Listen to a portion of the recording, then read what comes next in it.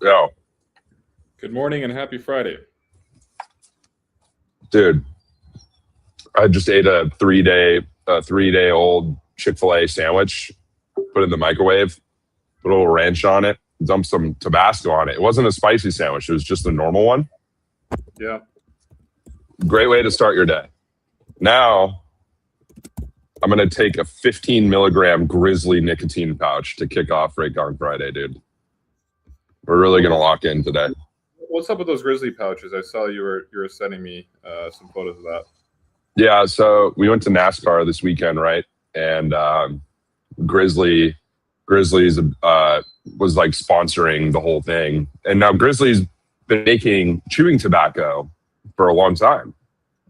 And they've probably slowly over the last couple of years, or perhaps not even slowly, recognized that I don't know if they're losing customers to like Zyn.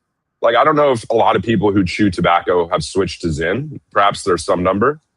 But yeah. Zyn has also created a whole new audience for they've expanded the audience, if you will. Because now they've got all these freight brokers, you know, chewing Zyn who weren't chewing tobacco before.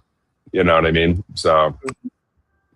But anyway, so I got this can at NASCAR this weekend. You're frozen, by the way, I think. Yeah. Oh, no, you're back. Now you're back. I'm posting it on LinkedIn that we're live. We have a busy schedule today. We got Steve Vest coming on, who I just actually hung out with in Kansas City on Tuesday. We have Alex Bezabets coming on, who is flying to Springfield, Missouri to visit Prime. I think he just secured Prime as a new customer. And then we have Annalise from Chain coming on. So we got a busy schedule. Reed is in Ringgold, Georgia. And then I am in Sicily right now, matter of fact. It's basically the same. That's basically the same thing. Ringgold, Georgia, and Sicily are pretty much like right here and here. It's kind of like the Amalfi Coast and Chicago. You know what I mean? Basically the same thing. Yeah, it's the same thing. So, yeah, we're doing it live. We're going to have a great episode today. I was at Broker Carrier Summit on Monday and Tuesday. Well, Broker Carrier Summit took place Tuesday and Wednesday in Kansas City. I landed there on Monday, and I hung out with Kevin Coombs from Chain. Shout out to Chain. So Kevin picked me up. And Kansas City is pretty cool from like a logistics standpoint because you have a lot of companies. It's like spread out, because it's quite big, like landmass wise, but there's a lot of freight companies out there. There's also a lot of manufacturers. Like Panasonic just built like a $4 billion like battery factory, like in Kansas City, on the outskirts of Kansas City, on the Kansas side. And I also learned about like Kansas City is divided between Missouri and Kansas, and I learned about like how they don't really like the people from Missouri and Kansas don't really like each other. They feel like they're different. And like I was mostly on the Kansas side. I wasn't on the Missouri side, but the Kansas side, like at least the governance seems to be giving a lot of tax breaks and incentives to like companies to open up like on their side. And so there's a lot of investments on the Kansas side of Kansas City, which is quite interesting to see. Yeah, it's a big railroad town too, right? I mean, it's exactly. I was talking to Rob Liss, our mutual friend, about that too. All Class 1 roads converge in Kansas City. I didn't even know that. I thought I knew that happened in Chicago. I didn't realize it also happened in Kansas City. Yeah. No, it happens in Kansas City. So it's quite a cool city. I think it deserves a feature in a. We got to get Rob on here to talk about intermodal stuff, dude. Like, it's like actually kind of criminal we haven't had him on here yet. He's like the intermodal guru. Yeah, Robert Liss. And it's interesting because what I find at least interesting is the fact that there's this Brophy college prep alumni that are making way mistakes. So bro, we're all locked in. Yeah, Brophy College Prep is like this. It's a school, like all boys Catholic school in Phoenix, Arizona, or Scottsdale, and so Thomas Mello, who we interviewed last week, is from Brophy, graduated Brophy, and now he's the founder of Sightline Partners, which does consulting for freight brokerages. He's based out of Chicago, and he's also the co-founder and CEO of TrackFlow, which helps with like tracking, helps tracking teams optimize to provide excellent customer service for brokerages. And then you have Rob Liss, who also went to Brophy, and he lives in Chicago now too. He graduated. You know how Rob and I discovered that we went to the same high school? How? This was probably 2017 when I was a carrier rep at Echo, and Rob had been Rob started at Command. Right, he was at Command for a couple of years, and he was client sales, and then Echo obviously bought Command, and then we merged, and I ended up booking one of Rob's loads. And after hours, he needed to get a hold of me, so I sent him my cell phone, which obviously has an Arizona area code. Yeah, and he was like, "Yo, like, are you from Arizona?" And I was like, "Yeah." I seem to recall that like the load was going horribly wrong. But then we did the dance where you're like, oh, we're from the same place. Like, where'd you go to high school? It turns out we went to the same high school. He was, him and Tom probably were, I mean, they were much closer than I was. I think Rob was 1 year ahead of Tom, but I was 5 years behind Rob. So I wasn't there when Rob was there, but yeah, man, there's a strong pipeline from the, I think it's just, I honestly just think it's the all guys schools. Just, they breed freight brokers. You know what I mean, bro? Like they just churn out freight brokers and commercial real estate Yeah. Well, I went to an all boys like school for like a few years. I went from 6th grade to 10th grade. And there's actually one guy that was 3 years older than me, Cjo, and so he worked at C.H. Robinson for like 3 years out of college. He's now like in financial services or financial advising, and he's been following us for like a long time, and he's been like commenting a lot of stuff, and he's always like really enjoyed our content. He listens to our podcast, watches like our stuff, and I was in the business lounge on Tuesday on my flight from Chicago to Warsaw, and he just comes up to me because he was hanging out, and it was cool because we started talking for a little bit. He was flying to Colombia for like a wedding.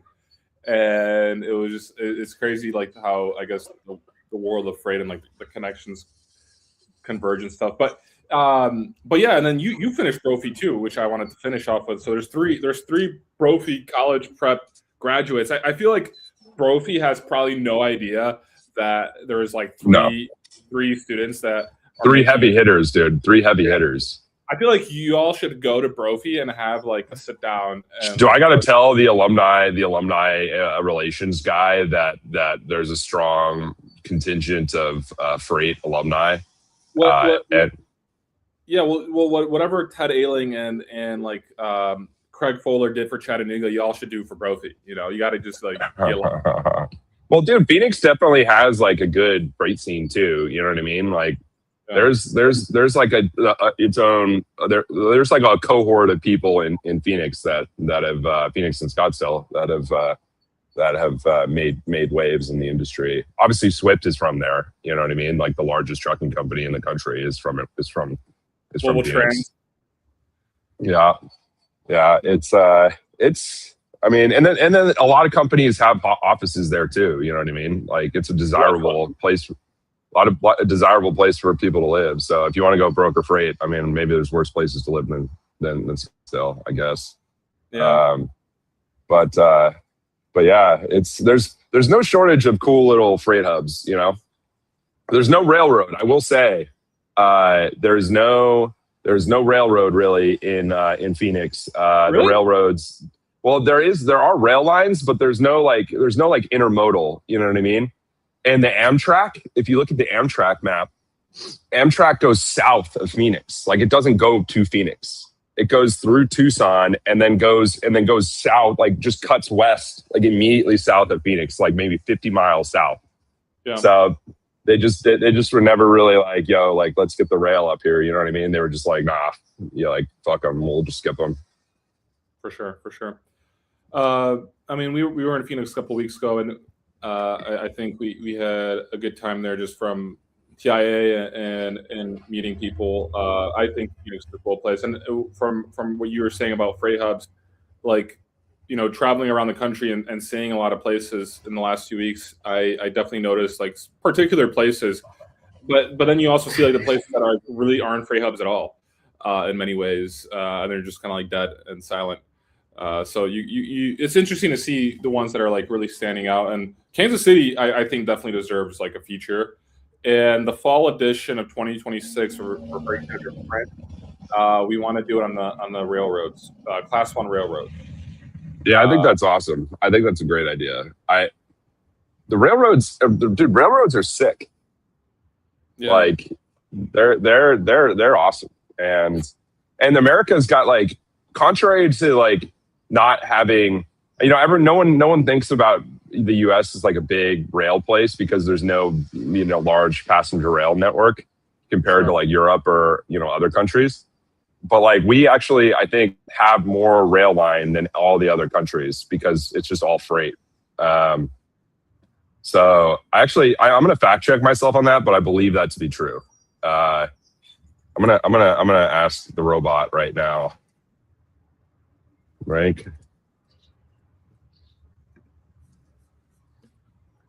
We should take a look at some of the content. We haven't actually done any shares screen sharing in the last couple of weeks. Dude, the US.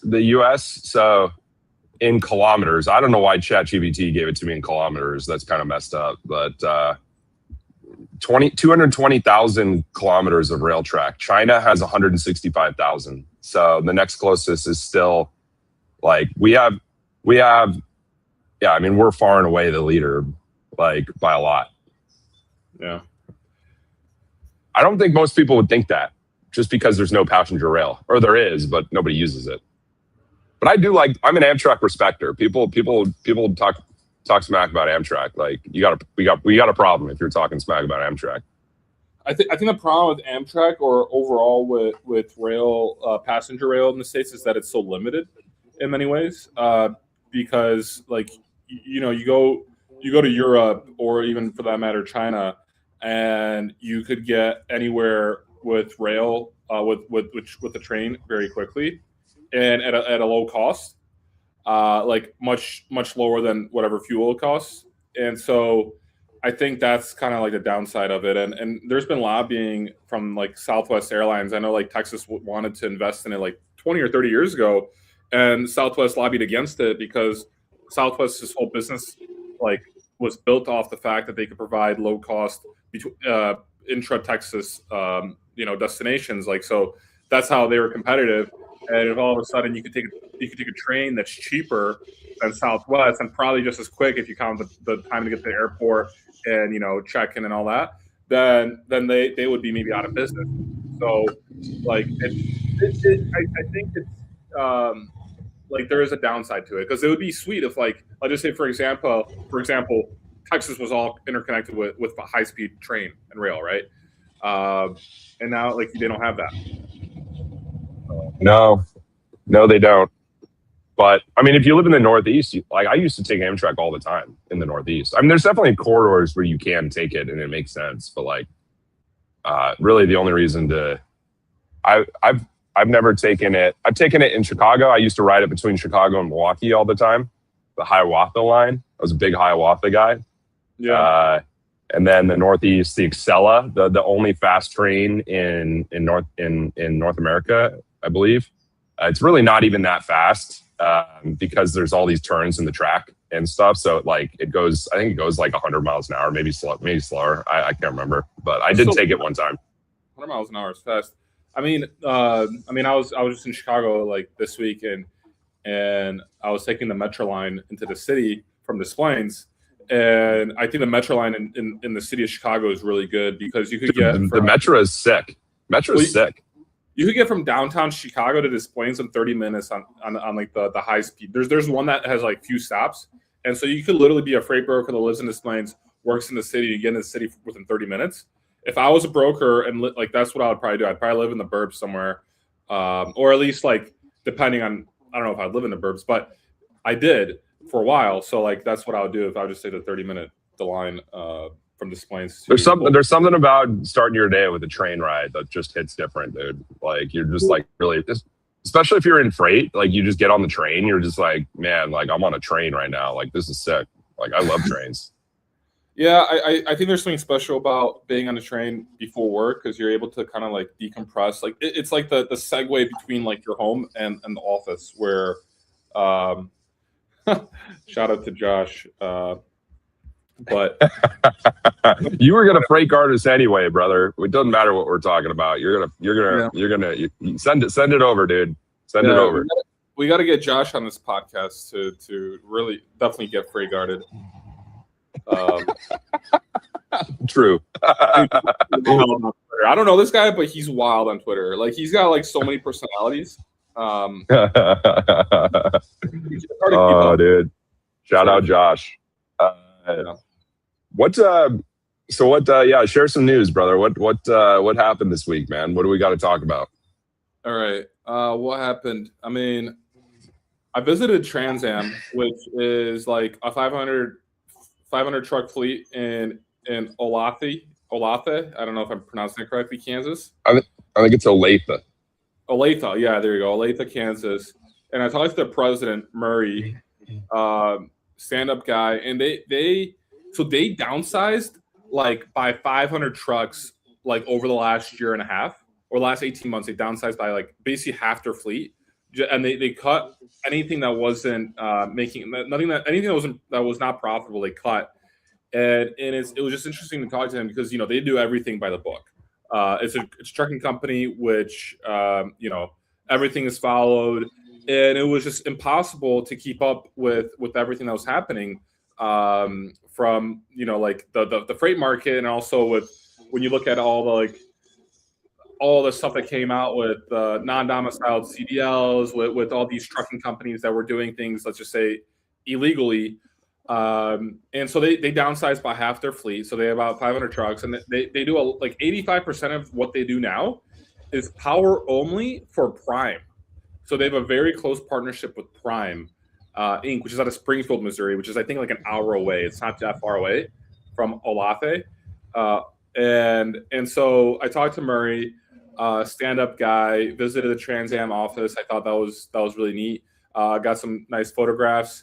After Trans Am, we interviewed George from DLX Dynamic Logistics. So DLX is a big managed transportation like service provider out of Kansas City, and the founder of DLX Dynamic Logistics, he sold the company to private equity. So Compass Capital acquired them, and then he left. He sat out his non-compete, and now he started a competitor to DLX called Live to Ship, LIV to Ship. And we visited him, and that's Jeff Auslander, and with his partner Brian Banach, who came from C.H. Robinson. They founded also this managed transportation service provider, essentially like a brokerage which managed transportation, which I think is super interesting. We should definitely talk more about managed transportation. I think like that's the kind of topic we don't really talk about at all. But I think it's pretty fascinating just because like you're a service provider, logistics service provider that goes to like a manufacturer, shipper, and essentially gets like their whole book of business in many ways. Like, hey, I'm going to manage your whole entire logistics system. And then they also operate as in many ways as shippers, because like if I do managed transportation, I obviously can't maybe run all of the freight because I don't have the relationships. So I'm going to broker it out, or I'm going to give it to another broker who has those relationships who could bid on it. So brokers, yeah, dude, it's like you get to be a double broker. You know what I mean? It's like you get to be broker. You know? Yeah, it's awesome. It's like you get to have your cake and eat it too. Echo had a huge managed trans business, and I assume they still do. But there was a couple accounts that I used to work with back in the day, and it always because you could be more. It felt like you had more control over like, or you could suggest to the customer like more about like how they should be doing stuff, and there was a little more flexibility with it in my experience. But it is an interesting business that you're right. We don't ever really talk about. Yeah. Maybe the Q4 magazine could be all about managed trans, dude. How sick would that be? Like Uber Freight acquired Transplace for like $1 billion, and Transplace was like kind of like, I don't know, the king of managed transport. Also, I guess maybe C.H. Robinson is more like the king of managed transportation because they had a whole division.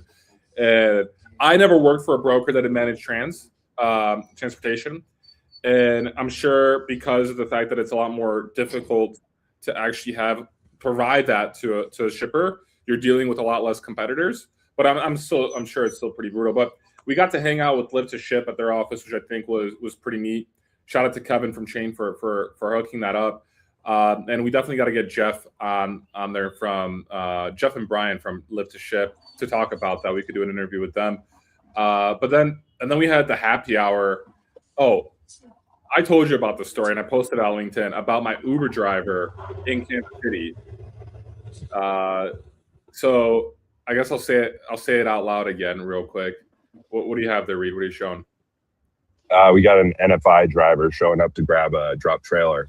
So what does NFI stand for? Like National Refrigerated or something? Like I think it's I thought it was like National Freight Industries or something like that. Man, that guy really hit it hard onto the fifth wheel there. Yeah, there we go. All right. Some movement this morning here at the clubhouse, bro. Ringgold, Georgia. Yeah, dude. Well, interesting enough, I was like talking to Riley. I forgot the company that he's from, and he's based out of Texas, Dallas, Texas, and he lives north of Dallas. And he was saying how he like realized like on his way to work how there's like this big truck club parking like on the interstate, and like he like didn't realize it at first, but once he realized it, like every time he passes by, like you always see truck parking club right there.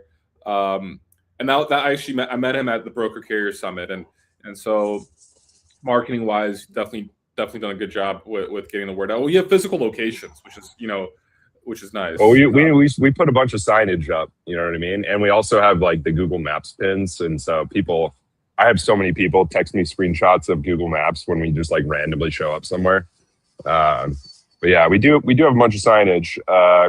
We have had to remove, so there's a field out there. If you can see, there's that Buc-ee's billboard right there that we have like 4 trailers out there. And we did have like 45-foot billboards on those. But the city of Ringgold did not like our how much signage we had on the property, and kindly requested that we remove said signage.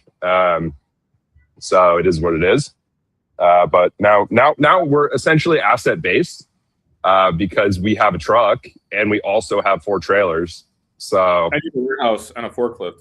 We do have a warehouse. Yeah. I mean, we should start doing managed trans. You know what I mean? Like, I think we could do it. We could warehouse stuff. We could. We fired up the truck yesterday, right? We might be only. I can get it off the line. Like, I don't know if I could get it. I couldn't really get it past 3rd gear.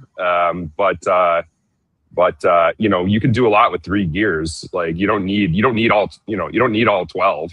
Or 10 or whatever the heck our transmission is. I don't know what it is. I can't remember. I honestly I think people like underestimate or maybe don't even realize. First of all, they don't even realize how massive like truck parking club will be in the next few years. And I like, obviously marketing wise, you've done a great job, but from overall like what you've already created, and you have. Well, you don't own the physical land in many places. Like, I guess here in Ringgold, Georgia, you rent it. But I think you have like a moat. You're building a moat that's going to be hard to compete against. And then you could stack things on top of that if you really wanted to go deeper. Like just installing cameras, or if you wanted to do warehousing or transloading, or even being like a third party, like a broker. I feel like Truck Parking Club could do a lot. Yeah, I would agree with the idea that most people don't understand what's going on. But we long term people will get it. But there's until then, we're just going to keep growing, keep adding locations. If I could invest in like one company in our space right now, I think it'd be Truck Parking Club. Me too. Me too. I think other things are just a little bit too risky, or they're not so certain. Whereas like you're building a moat, and like I like obviously there's like other competitors that are popping up, but no one has the advantage of I guess first to market like TPC does.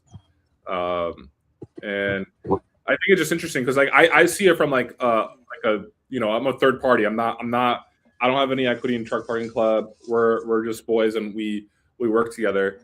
But like I see it, I'm like this for sure is going to be massive.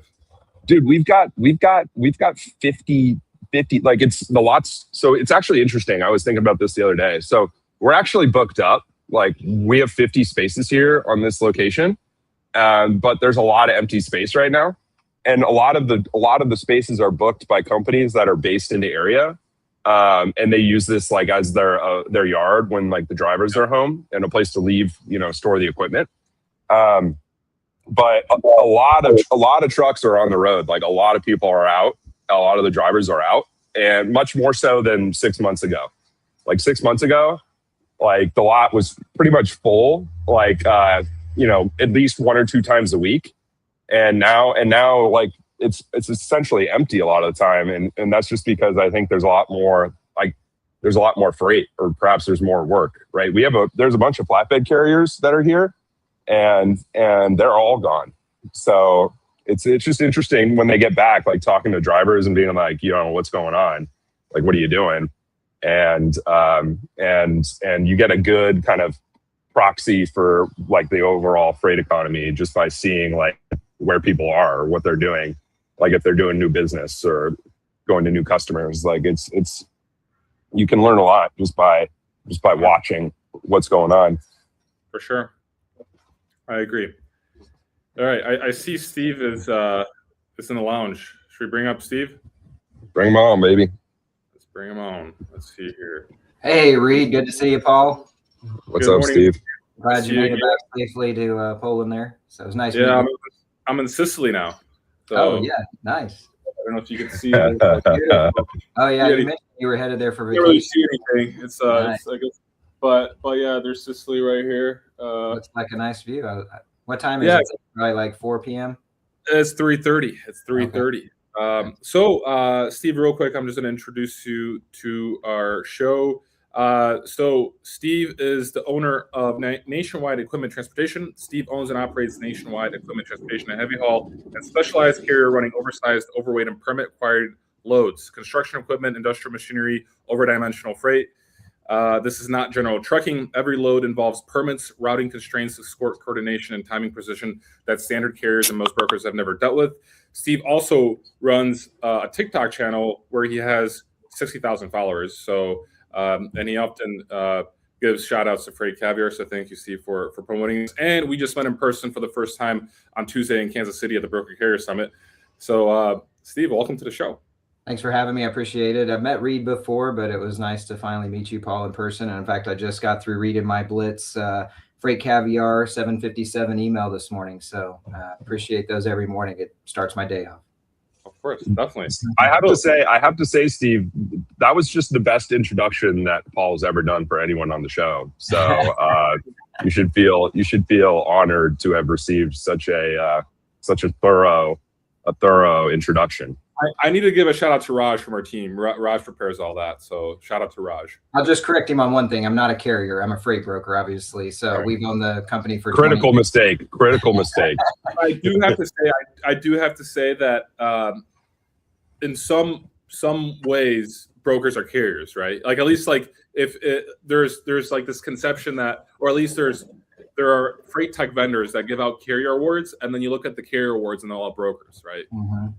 Because I don't condone co-brokering. I hate double brokering, obviously, but I feel like they're the same thing. But you know, we are and a lot of things. The conversations at the Broker Carrier Summit in Kansas City this week was about that carrier broker relationship and bringing value to small carriers. And without us, I honestly believe some of the 1 and 2 truck operations wouldn't exist, right? Because they don't have sales skills. They don't want to deal with the shippers, and they just want to have a trucking company and do what they do. So I was really talking to, and on my channel on TikTok, I talk a lot about that, you know, we're an extension of small carriers, and we want to help them get loads and get into shippers so that they can be successful. The carriers that do that and build relationships well succeed and survive. The ones that want to, you know, blame brokers for all of their misfortunes, those are the ones that end up failing because they don't do the job of, you know, making those relationships and stuff like that. So, I mean, that's something we discussed with when we were working on the Freight Alley edition of Print Magazine. We discussed that, like, because I mean, before deregulation, brokerages really didn't exist, and the only reason a lot of small carriers are able to exist right now is because of their relationships with brokers. Like, if the brokers didn't exist, then the giants would just take over their business because like they wouldn't be able to compete on service or price really, just because it's difficult to work with the shipper that you know, like there are obviously some small companies like owner operators that could get in with a small shipper, but that's rare. It's difficult.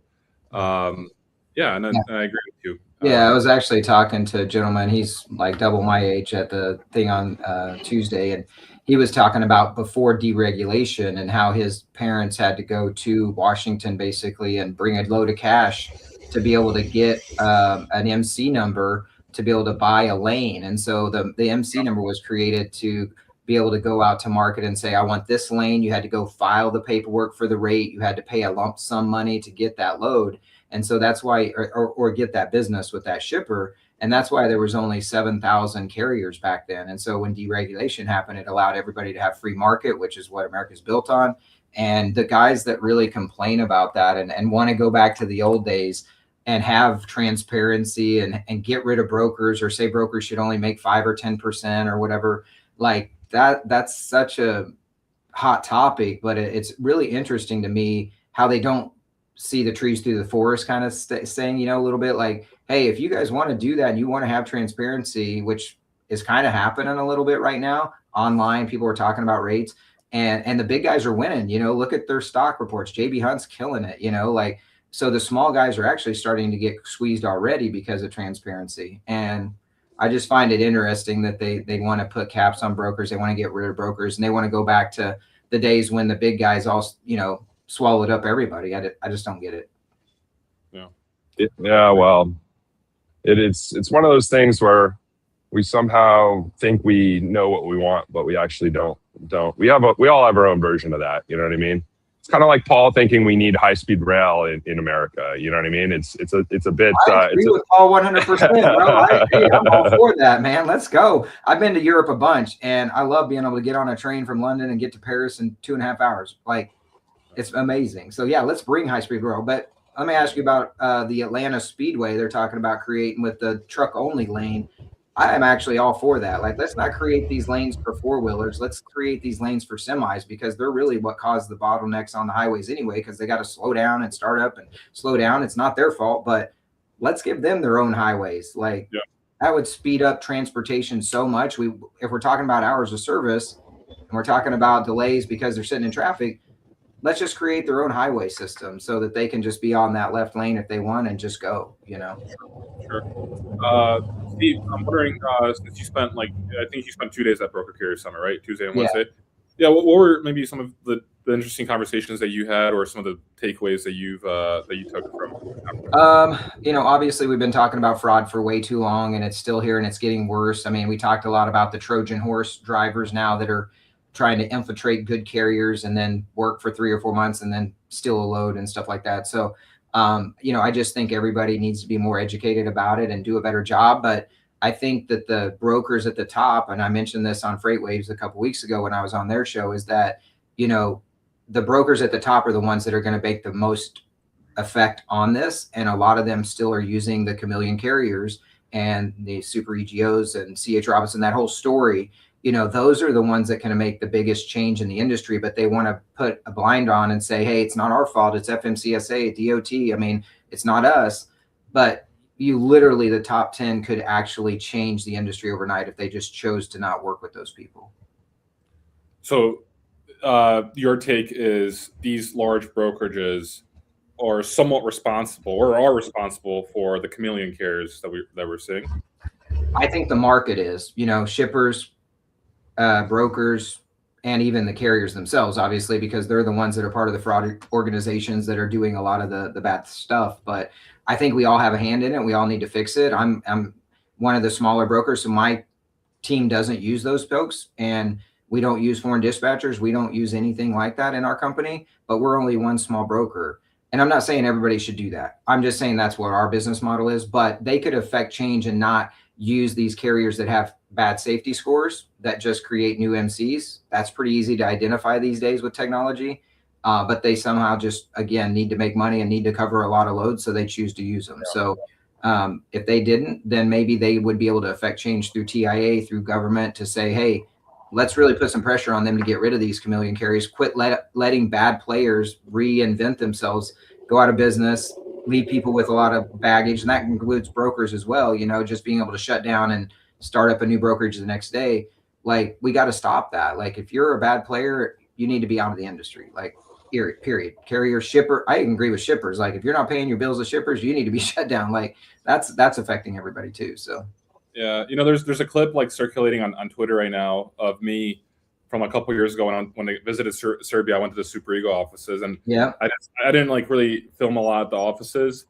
It was quite a strange place, but I ended up leaving the offices, and there was this clip of me talking about how CH Robinson had visited Super Ego in Belgrade a month ago, and they had known about all the like MCs that Super Ego had, because Super Ego Holding is just a holding company. They have a bunch of MCs, and because the general manager of Super Ego was explaining this to me 2 years ago, that like they were blacklisted, DNU'd by CH Robinson, and because of like the fact that they had all these MCs that they were just putting on Super Ego, insurance was a problem, and they had some crashes, and so to resolve this, they got CH Robinson to come to Belgrade, probably like wine and dine, and show them like this whole presentation about like essentially what the operation of Super Ego Holding was.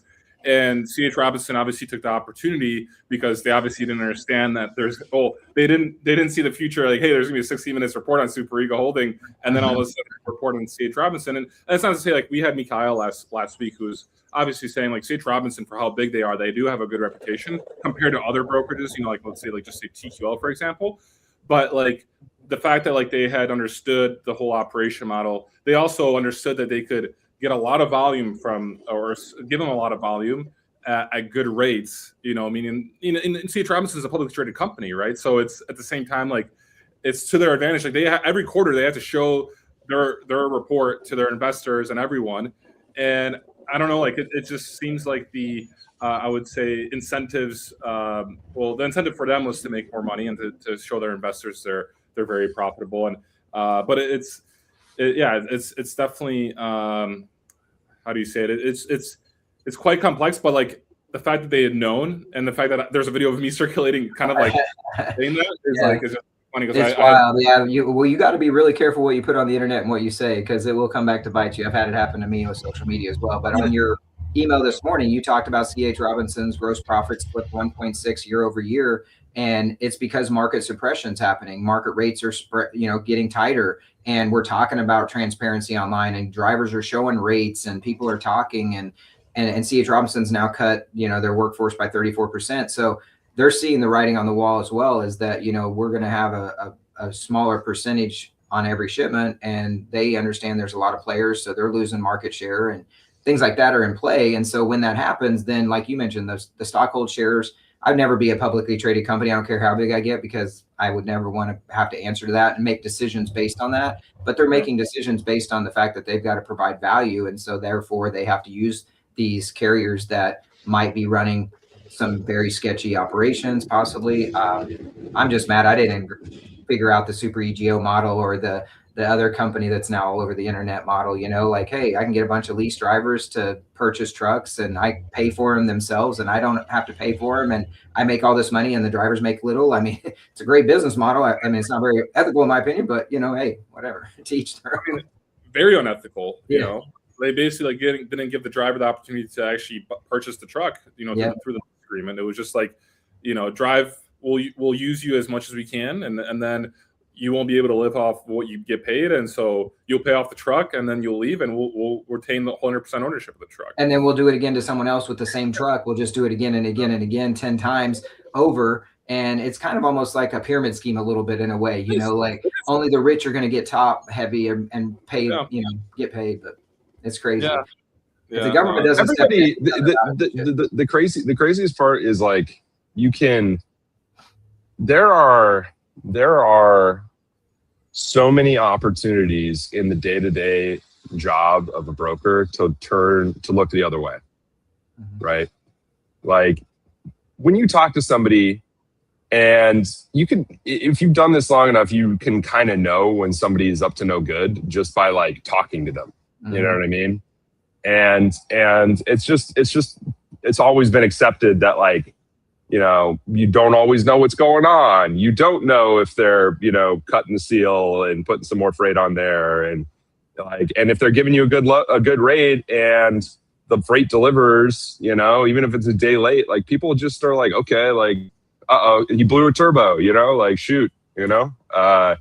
But that's always just been like accepted in the industry. But like, I think that has been what's led to this massive buildup of all sorts of, you know, bad actors. Is it's been easy for them to get freight. You know what I mean? Like people have been giving them loads, and when the cost basis of a shady carrier, whoever it is lower for whatever reason, maybe they don't insure all their vehicles, or they do, you know, weird stuff trying to steal money from their drivers. Like that allows them to take freight at lower rates than a carrier who's above board. And, you know, if there's a large number of carriers doing that, and we saw, you know, like so many carriers enter the market during COVID, and you have to assume that a lot of those were these sorts of folks, and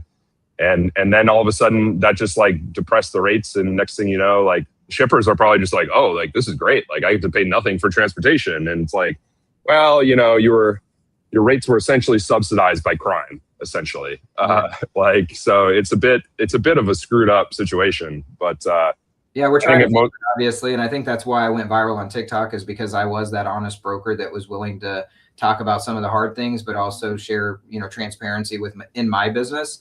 And I've done it the right way for 20 years. And I've said no to carriers, which is hard sometimes, right? Because you want to cover a load. But at the end of the day, for me and my business, is I don't want to get sued for something that happens. I don't want to get a shipper mad because XYZ happens, right? So like, do the right thing. That's the way I was raised, you know, do the right thing. You'll never have a problem. It's a lot easier to be a good person than it is to be a bad person, in my opinion. You know, just wake up every day and do the right thing. And that's how I run my business. And I think people have gravitated towards that on social media, which I really like. And, you know, sometimes I say stuff that people don't agree with, but at the same time, I'm just trying to be honest with them and tell them what is going to happen if you want to transfer. Steve, what has been your post historically that has upset the most people? The rate transparency one this week, last week, went really crazy because people were pissed off that I told them the truth. I said, I've never had a broker, or I never had a carrier ask me for transparency. I don't have that in my contract like TQL does, like maybe some of the other bigger brokers have. I haven't seen theirs. So mine doesn't say you can't ask for rate transparency. You know why? Because when I started 20 years ago, no one was talking about it, and I didn't even know it was the law. Like, it was not a law, but a rule, right? I didn't even know it was there. So I didn't put that in my contract. But no, and then someone on LinkedIn last couple of days ago put a poll up and said, have you ever been, as a broker, asked for carrier transparency? And the 100% said 0. So a carrier wants to get online and bitch and complain about rate transparency and, oh, we need to know what the broker's making, but then they never ask. And so I said what I said last week, which was very controversial. I said, if you do ask, though, you're going to be DNU'd, because no broker is going to want to work with a carrier that wants to know what they're making, right? Like, it's not that we're hiding anything. It's just that no business wants you don't walk into McDonald's and ask them how much money they're making on a cheeseburger. You know, you don't I'm walk gonna need to see the papers on this double quarter pounder with cheese. What are your margins? Yeah. Ronald? What are your margins, Ronald? You shouldn't be able to make 100% on that cheeseburger. You should. Hey, on that topic, Steve, I was just at McDonald's last week in Talladega, and they're selling hash browns for $3.50. Right. And I'm just like, dude, the margins on that are probably cost them 10 cents to make that thing. 300% markup, right? Yeah. I mean, how is no one talking about the margins McDonald's is making on hash browns? Like, this is a problem. This is the biggest problem nobody's talking about. Yeah. Petro or any of the fuel. Let's be honest. I mean, how much money are they making on fuel? Look at how much money the oil companies make every year, billions and billions of dollars, but yet you want to worry about what the brokers are making. And like I said earlier, is that if you're a carrier out there and you want to do business right, you should have 70 to 60% direct shipper freight. Whoever told you can't get direct shippers, I don't know where that came from, but you can.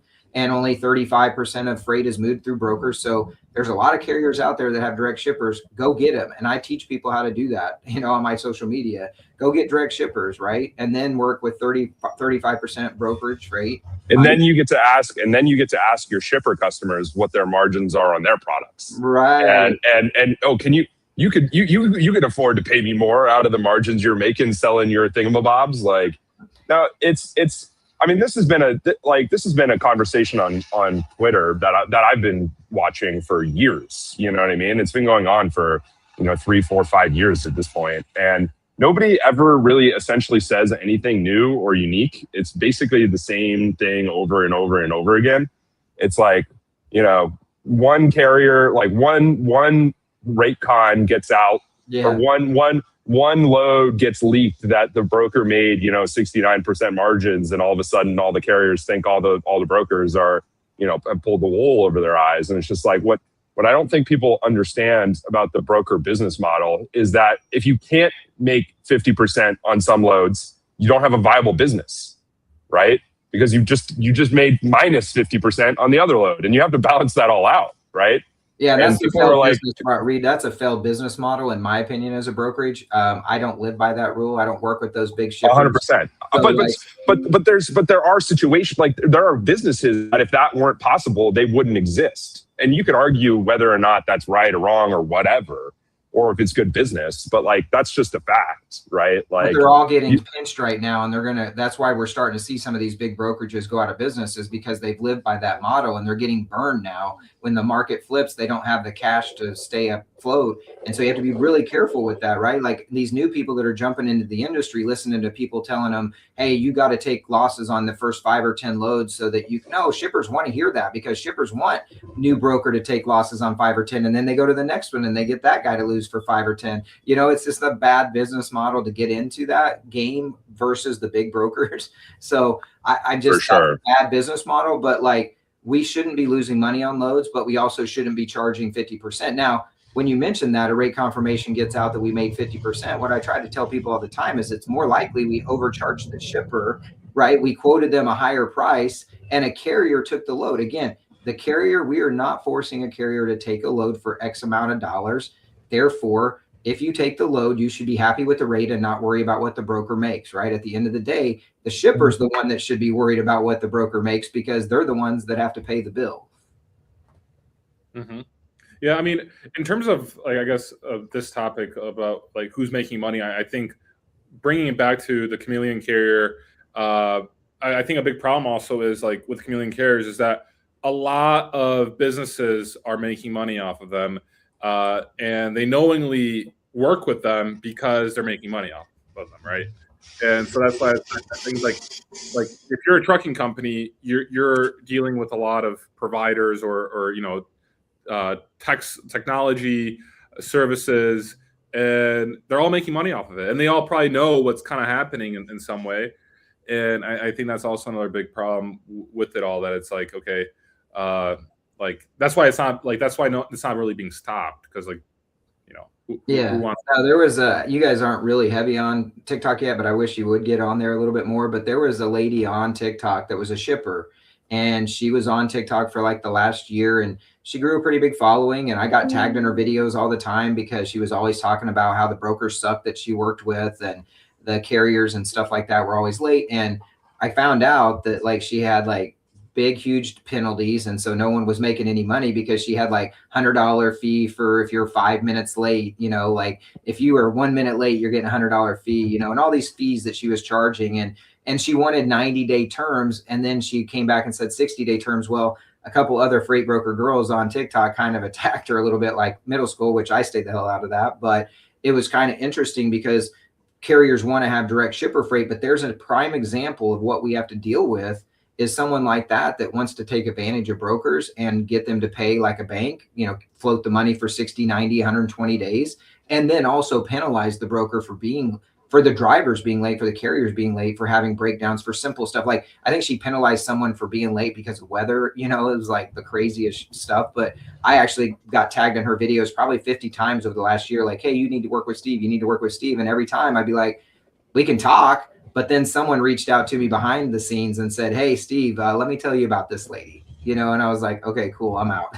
And that was like 6 months ago. And then this all just happened a month ago. But again, be careful what you wish for. You want direct shippers, you can get them, but make sure you work with the better ones and not these ones that we have a word for it, but I won't say it on your show because I don't know if it's PG or not. But I mean, yeah, the shippers are transactional, are really easy to get in with. I mean, I used to, like when I was booking freight, like when we were like a small broker, or when I was working for a small broker, it was like, you know, you get like these flatbed loads from that was just lumber, and it would have the rate attached next to it. It's like you either do this rate, and like the process would be like, okay, post all the loads on truck stop, and if someone calls in, provide them info, and then we'll tell the shipper we could cover it for, you know, that rate, probably make like 10% on it at most.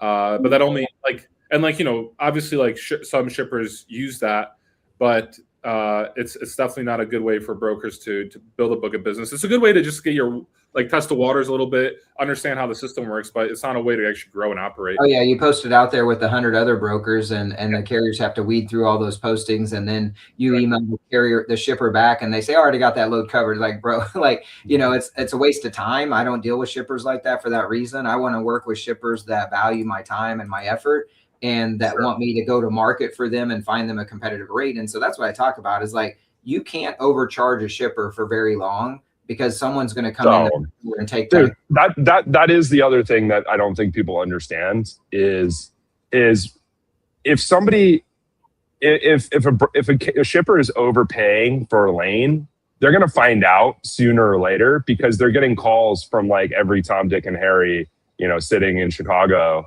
like all day being like, yo, dude, let me quote your freight.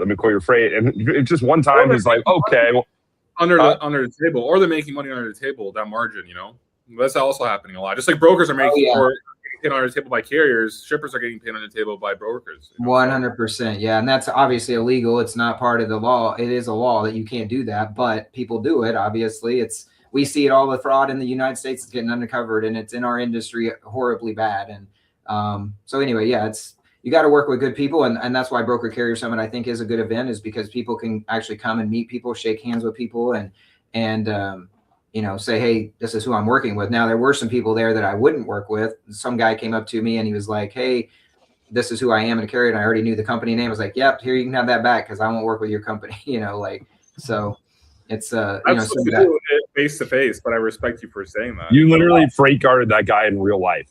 I already knew he was freight guarded. I already knew the company, and I was like, yeah, here, you can have that bag, bro. There's two of them there that I know that are come to that event. And I was just like, yeah, I can't work with you, because they're set up just like Super EGO. They have these Sprinter vans, they have these small box trucks, and they hire these drivers from overseas that come over on visas, and they put them in trucks, and they make them like indentured servants and slaves. And I'm like, I'm not supporting that. You have to make a stand in this industry to not be persuaded by greed.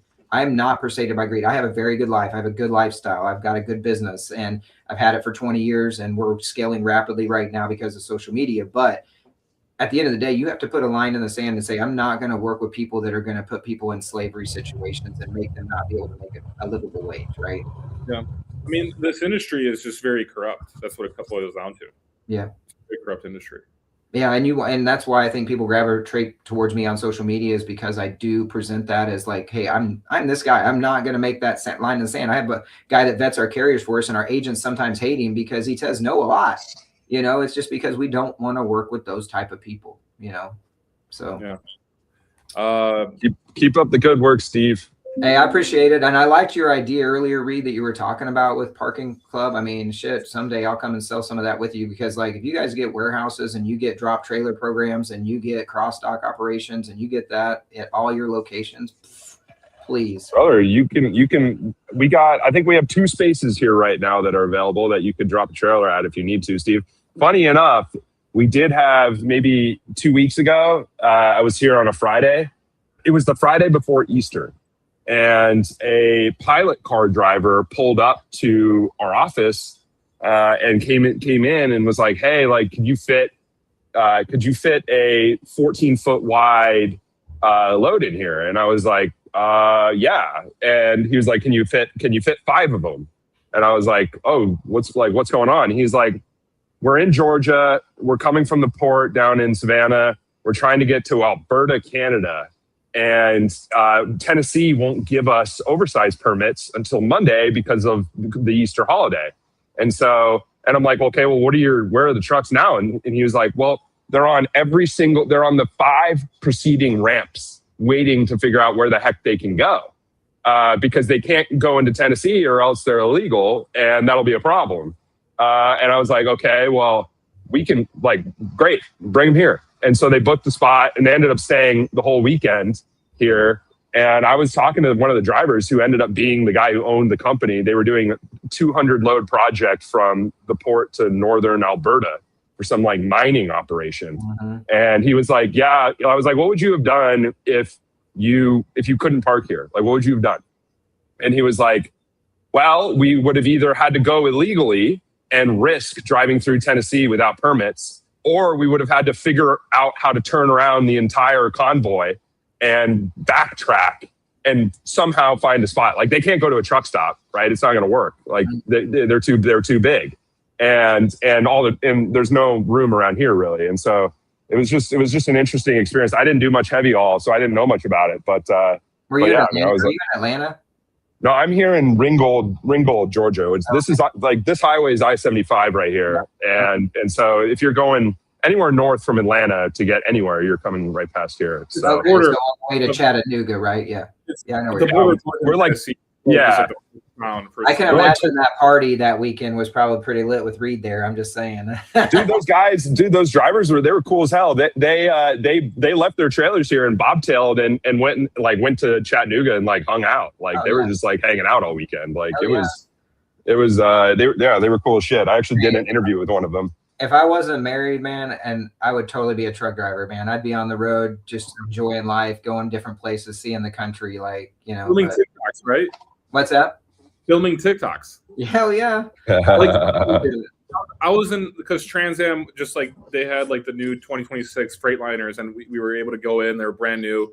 I think they were 2026. And basically Kevin Coombs and I were in there.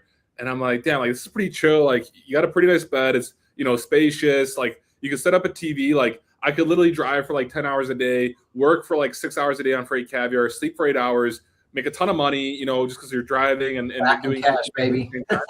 and then you're traveling across America.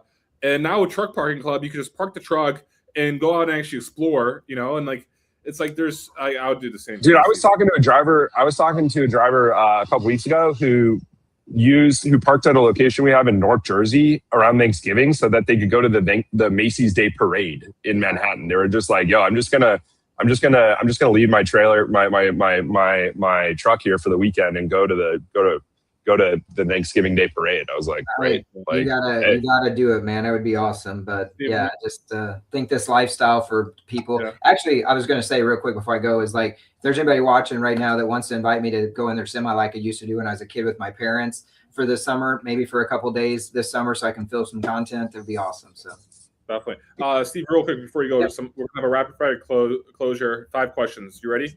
Yep. Go. Chameleon Carriers, better or worse by end of 2026?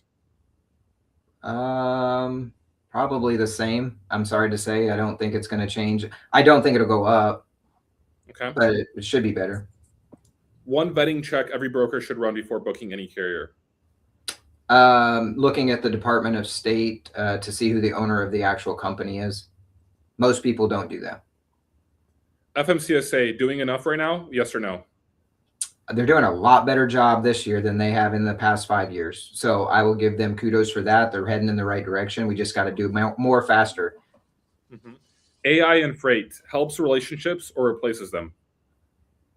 I don't think it does anything for relationships. It probably makes them worse, but it does help make our job easier on check calls and making sure drivers can get in touch with people when they need, et cetera, et cetera. Like, I just think it's a good thing.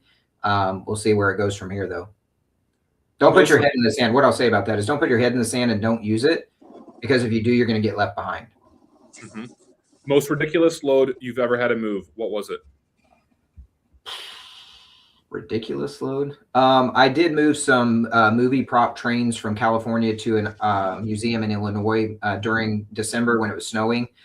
Oversized, overweight, stretch trailers. There was 5 of them. They had to get moved by the end of the year.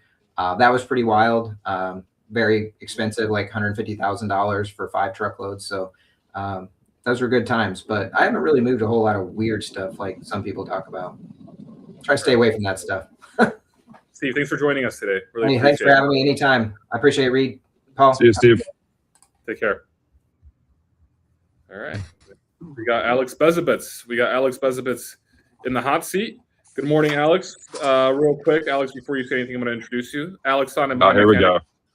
Connecting carrier operators with on-demand mobile mechanics for roadside repairs and fleet maintenance. He is solving one of the most operationally painful and least glamorous problems in freight. What happens when a truck breaks down on the road and the carrier has no reliable, fast way to get it fixed? Every hour of downtime is a direct cost nobody is accounting for properly. What's up, Alex? What's up, Reed? What's up there, Paul? What's up, bro? Where are you guys out of right now?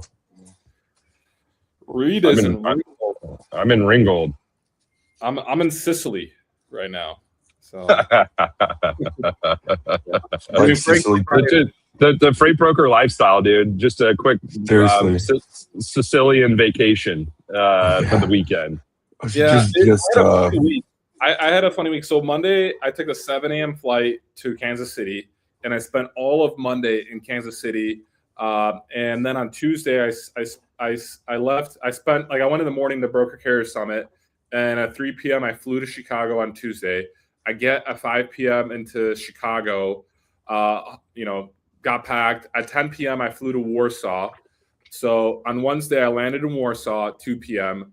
Hung out, worked a little bit. Thursday, spent most of the day in Warsaw, and then I took the 7 p.m. flight to Sicily.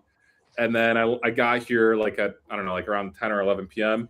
And then today, Friday, I'm in Sicily. Do you think any other human in existence has ever gone from Kansas City to Warsaw to Sicily? I told my sisters this on Sunday. I'm the first person ever in history that did Kansas City, Chicago, Warsaw, and Sicily in 5 days. I guarantee it. Yeah. I mean, I'll one up you. Monday morning flew out to Springfield, Missouri. Monday or Tuesday? Tuesday I flew up. And you were flying from what? North Carolina, Charlotte, right? From Charlotte, yeah. We got delayed for 2 hours because the manifest wasn't able to be pulled up or whatever. And then we were circling in the sky for like an hour and a half around Springfield because of that hailstorm. And they diverted us to Arkansas, so I had to get a car because we were late to a meeting. Got the last rental car. Huh? With Prime. Yeah. And then hauling 2 hours. And then Hertz has the stupid policy. You have to pay $1,500 if you don't return that car in that state. So I had to do all the meetings and I had to drive back 2 hours to fly out of freaking Arkansas. So that was, and then I missed. I don't know if that's a better story than going to Kansas City. Okay, all right, finish it, please. I missed my son's birthday. Oh, well, that's just sad, dude. That's just sad. that's just sad. Well, I thought we were sharing painful stories. Sorry, I misunderstood that. Dude, Paul's in Sicily. There's no pain involved in hanging out in Sicily. He's got dinner with the mob at 6. He's had 7 espressos and 1,000 cigarettes already today. Like, he's soaking up the Mediterranean sun. Like, he's all good, man. I don't feel bad for him at all. You want to see my view? Yeah, it is. All right, I'm gonna pull up my view real quick. Let's see what the subscribers paid for. Show us what the subscribers paid for. Thank you, Alex, for being a subscriber. Let's see. I don't know if you can see well because Wow, let's go. It's beautiful. Wow. the sea's right there. Dude, you guys want to see my view? Paul, let me one up you, brother. I'm the only one that's got an enterprise shipper in their background. That's debatable. You see, that's a shop plant right there, dude. If you need freight, just come over here to Ringgold. Just go start knocking on the doors. Go move some carpet. That's how it be. The hustle. Oh man, how was Broker Carrier for you guys? Well, I didn't go, so I have no idea. But Paul went, so he can talk about that. How was Broker Carrier? So I went there. Let me get my laptop plugged in. I went for half the day on Tuesday. I mean, I like Broker Carrier. I think they do a nice job, and you could see they get a lot of important people in the room. He's listening. He's on his AirPods. He's just thinking. He's thinking about the next I can hear question. you guys. But no, I think Broker Carrier was good. And I discussed it a little bit before you came on. So I'm kind of curious, Alex, what's going on with you? Like, if I'm not mistaken, this is your first time being on Freight on Friday, right? I joined like, I don't know, a couple months ago. I was just like as a sidebar, but never really focused on my mechanic. All right. Well, I want to talk a little bit about my mechanic because like I've seen you build my mechanic for I think like 4 years now, 3 years. We met at Manifest in 2023. And you were I remember you were out there. I remember like this guy, like the way I remembered you was like this guy is really positive. I remember like Bob knew you because Bob was there, or at least I was FaceTiming with Bob. And I remember Bob was saying like that you're kind of annoying a little bit, but like in a funny way. Like, you know, obviously not in a bad way, but like you're just like you're always smiling, you're always like kind of like, you know, trying to network. And then like I remember when like Kevin Nolan and Andrew Silver, you're like, Paul, could you please like let me like 2.5 years ago. And like and I've seen you like persist and persist. You ended up being the chief commercial officer of Verified Carrier for a while, and you ended up like locking in a lot of contracts for them. And it's been just I guess it's been nice to see you kind of grow and persist. And actually like my mechanics is like somewhat of a big deal now, you know, like you've hustled you're grinded your way and you made your dreams come true in many ways. And I'm sure you're still probably far from like what you actually envisioned the product to be, but like seeing you when I met you, I think over 3 years ago to where you are now, it's like, you know, congrats, Alex. It's nice to see you do everything that you've been doing. That's quite the introduction. No, yeah. I mean, at the end of the day, why not be positive, right? You only get one life at it. Might as well. That's probably why Bob was annoyed. Bob doesn't strike me as the most positive guy all the time. Well, he does own a trucking company, so. Yeah, that was when we were. Remember, we were having a heated debate, and I told everyone, watch, highway will turn into a load board. Do you remember that in the hotel room upstairs? And you guys were like, "There's no way." I'm like, "I swear to you, I have a feeling. I will bet anything on it." Did you say they were going to become a load board or a broker? Because I forgot. I said load board. I said load board. Yeah, okay. It just made sense. And then you guys were like, "No, you're wrong." I was like, "It's probably still owe me money." I forgot. Alex getting the last laugh. Yeah. Well, they're not actually a load board. They're an exchange. So. Yeah. Sure. Don't get that wrong. Yeah. You I guess you kind of called it. Give me some credit for it. No, man, my mechanic's been great. We've been just to give credit to Alex, who did say that. I remember that. Yeah, I mean, my mechanic's been doing great, man. We've been it's been interesting. We've been having the industry respond pretty well. It's been hard because we've been, we're introducing something that's different. And it's not that people don't think they need it. It's that people are just used to doing things a certain way, right? But we have some great industry leaders that are coming along together with us, some good fleets, some good service providers, some industry leaders, experts that are kind of helping push us along. We have a good fleet council that's comprised of over 12 mega fleets. We have a tire dealer council. We're going to be reducing a towing council and a service provider council. And all this is to show that I really do want the industry to build this product because the industry is going to be using it, right?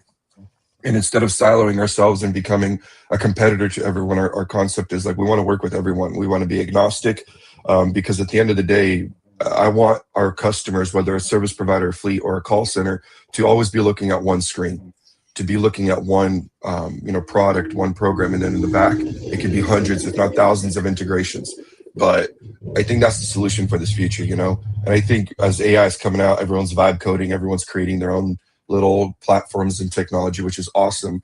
But there's going to be a really good future for people that are aggregators or connectors because everyone's going to need to come together at some point. How have you, Alex? I mean, you're a marketplace business, much like Truck Parking Club is, and much like the load boards are. How is it? Take us through kind of the early stages. Like obviously in the beginning, you kind of got the chicken and the egg problem. You've got if you can get towing, if you can get the service providers, but you can't get the fleets, you have nothing. So you got to kind of grow both. How did that go? Dude, that, as you probably know, man, that's the hardest part with any marketplace, right? You bring on the supplier demand, or like Bill Gurley's, like every single startup he's founded as a marketplace, they spent all the money trying to fund or acquire one side. And so what I did was I first built an operating system that service providers can't live without, something that helps bring their business online. Everyone's screaming at the service providers, download my app, use my portal, do it my way. And these guys are having to use 12, 15 different portals for every different road call that comes in. And then they're using text messages to manage their businesses or screenshots or spreadsheets. And so we first gave an operating system that works so that if the providers do come online, they have a place to stay online with. And then we focused on going to fleets. And so essentially what that did was that gave service providers a reason to use your technology apart from the demand that you were going to eventually bring them. Exactly, because we've had so many people like, oh, I thought I was going to get leads. It's like, I never said you're going to get all this work. We're building a marketplace that's going to get time. And then the big part that we did was, a lot of fleets have existing service provider networks because right now they're having breakdowns, right? It's not like My Mechanic is showing them something they don't have. Well, we went to them as like, hey, let us help you communicate with your existing network better. And so we gave them a tool that brings their provider network online. There's a secured link. We don't necessarily need to onboard all their providers. And then we're focusing back on the service providers now that we have the demand coming together and reaching out to the providers, getting them vetted, verified, getting them prepared to receive events to the platform. And it's kind of like the perfect storm. And it's hard, man, because you don't see the results for a very, very long time. But then when you start seeing the results, you understand that it was actually playing a role. It just took a long time because people are trying to adopt it. I'm not ever going to sugarcoat it. It's probably the hardest thing I've ever done in my life is being patient and not giving up on it. You're going full force. You're working 12, 14 hours a day. You're like, what am I doing wrong? What are we doing wrong? And it doesn't mean you're doing something wrong. Sometimes it just takes time. People need to trust you. They need to trust the concept, the product. And it takes time. So traditionally, if a driver, say you're an owner operator and you break down and you're stuck on the side of the road, like what the traditional route is what? The traditional route is you break down. If you're working for a fleet, you probably call into your fleet manager on a hotline. You let them know you broke down, and then they start calling a list of providers. Average wait time on those is like 4.5 hours, sometimes up to 6. And then they're keeping the driver updated with phone calls, letting them know status updates. If you're an owner operator, you break down, you go to Google NTTS Truck Down, which are some great directories. You start looking for a service provider, and then you call and you hope that they come out. At the end of the day, there's no visibility, there's no tracking, there's no accountability. And as a service provider, you get this address, mile marker 85,000, located by a tree. And then you're driving around trying to find each other, communicating back and forth. And so I'm a big proponent that I don't think AI phone calls is a solution for this specific issue in the industry. I don't think that adding more phone calls to a phone call broken industry is a solution. I think B2B SaaS platforms that communicate together, that keep people informed, that eliminate the need for wondering or questions, and keep people accountable, and orchestrating the event, telling them what they need to do, what they need to grab, where they need to go, helps both parties and both sides, and everybody wins.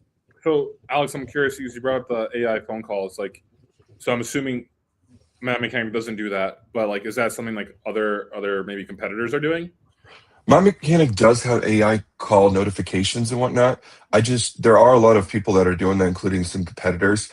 I do not think that, if there's an average 7 to 15 phone calls per road call right now, I don't think that the solution is more phone calls. Because if you put yourself in the service provider's shoes, right, you have a mechanic who's like Reed on the side of the interstate standing there per se, right? You got trucks flying by, cars flying by, and you're reaching for your phone to pick up and talk to a bot to let the bot know you're here. That's not a solution, right? I think geofence locating is a solution, notifying everybody he's there, he's working on it, give him some space. Imagine if you're a service provider and you have 7 road calls going on at the same time, and now you have 20 phone calls per road call. And now your phone lines are being when are you getting here? Oh, yeah, exactly. How far away is the guy? Like, where is he at? Like, and then imagine the one time Reed doesn't pick up the phone to update the AI notification, then the system is broken. Then someone manually has to reach out. It kind of like, so I think there is a place for AI in phone calls and technology.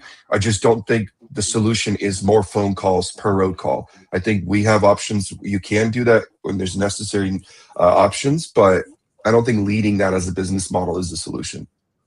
How does the pricing work? Because one thing I've always heard from drivers is that when you break down, like, and you're not near your guy, your home shop or whatever, like, you're essentially going to get raked over the coals. Like, how does that work? Yeah, I mean, that's exactly. It's brutal, right? Unfortunately, there's fraud from the fleet side, right? Where the fleets come in, there's owner operators that will get a repair, drive off, call Amex or whatever and say, oh, this never happened. And then the service provider gets stiffed hundreds, if not thousands of dollars. And then they're fighting and trying to collect that money. From the service provider standpoint, I've never worked with you. I don't know if you're legit or not. I'm just going to charge you what I feel like I can charge you. Eventually, we'll have opportunities where service providers can opt into regional pricing if they choose to, and that will dedicate them work and leads. And fleets know if I break down in Atlanta, the going rate is X, Y, and Z. And so we're getting a lot of data from fleets and providers what average rates are in specific areas, completely understanding that in Texas is less than it is in New York, right? Because of cost, pricing, mileage, et cetera. But we're letting the fleets and the providers hash that out. We don't want to get involved and say, you need to pay this or you need to do that. We feel like we just want to be that connectivity platform that offers solutions, but instead of managing or mandating or telling people what they need to do and how they need to do things. Yeah, that makes sense. I'm going to pull up something here real quick for you, Alex. What is the average unplanned breakdown cost per incident? Give me a number. We're seeing $750 to $1,000. Mm-hmm. Okay. And what is the most common breakdown type you see right now? Tires. Mm-hmm. Hardest state to find a qualified roadside mechanic? Ooh, probably around the Virginia corridors. Those Really? mountains are. Oh yeah, it's pretty brutal up there. Like on 81? Yeah. Okay. I thought it would be like somewhere like maybe like in New Mexico or like Oklahoma or like somewhere where like I guess this populations are really dense. Just off of our data, I'm saying what we're seeing with the fleet's demand, just because that's a tough terrain and it's hard to get great people out there because they're so busy. Okay. Do you see a place where there's more tires blown than anywhere else? Our data shows peak is I-75, I-45, I-90, Tuesdays 10 a.m. To 11 a.m. Yeah. Wait, you have like a data report? You should release like this kind of data and oh my gosh, you guys, the stuff though, it's scary, bro. I never thought data was such a huge play, dude. We're gonna be able to say like, hey, service providers in these areas, in these corridors, there's a high probability, that there's going to be an ERS event. Maybe be on standby. Don't do your scheduled maintenance during this time. We can anticipate. Yeah, we'll get you work. you can forecast demand. Exactly. Yeah. Yeah, it's interesting. And there's value on that for the providers because they probably have their own version of that where they just like feel like we get more calls at a certain time. But you can actually, show them and perhaps show them things they don't already know. So yeah, that's cool. Yeah. Okay. So Alex, a truck breakdowns on I-40 at 11 p.m. on a Friday. Walk us through exactly what happens today without something like my mechanic. What's the actual process? And then break down for us what happens with my mechanic. So I'll just take a fleet, for example, right? If you're a driver, you break down, you have a hotline, you scan a QR code, what have you, you call that fleet maintenance manager. Depending on the fleet, there's different processes. They notify the fleet manager pulls the location if they have tracking. If they don't, they ask the driver emails or texts the pictures in what he thinks the issue is. They try to diag. If they can't, then they go to the list of, they have a spreadsheet usually of service providers in that area. They go down the list of providers, seeing who can respond, who can't. Somebody says, yeah, I can be there within 4 hours. They just give it to that guy. They award him that event. Meanwhile, they're keeping tabs on the driver and the service provider if they remember to keep calling and making sure that they come out.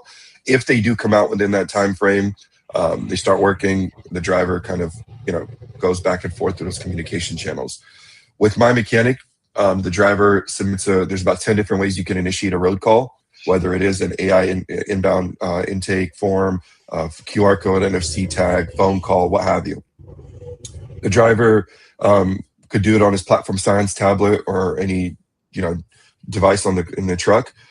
Dispatcher gets notified location, fault code, type of breakdown, all the issues associated to that road call. They're able to see on the same screen all the providers, preferred providers, My Mechanic preferred, or the industry providers in the system. They're able to press send. The service provider gets notified, AI phone call, hey, you got a road call, please check your system or your text message. They open it up, they accept it, decline it, ETA. They see all the details that are required, the VIN number, unit number, location. They're able to navigate. We have a 3-foot radius of where they're located, and they're able to navigate that whole Uberization or Uber-like experience of being navigated, photo uploading, chat, parts approval, labor approval. Everything is digital. We have fleets that are running this without making a single phone call per road call now, fully automated, and they're getting timestamps, photos. Service providers win. They know where to go. They know how to get there, what they need. They're not waiting for POs. They're not waiting for parts approval, labor approval. Everything is kind of locked in, loaded. If you're a fleet, you win because your drivers had a good experience. They're able to track the technician en route on their phone. They're able to see what's going on. They're able to be kept in the loop. They're not wondering. Some of our engineers flew in from Argentina a couple of weeks ago. We were driving to Charlotte to pitch Chick-fil-A, and I took him with me.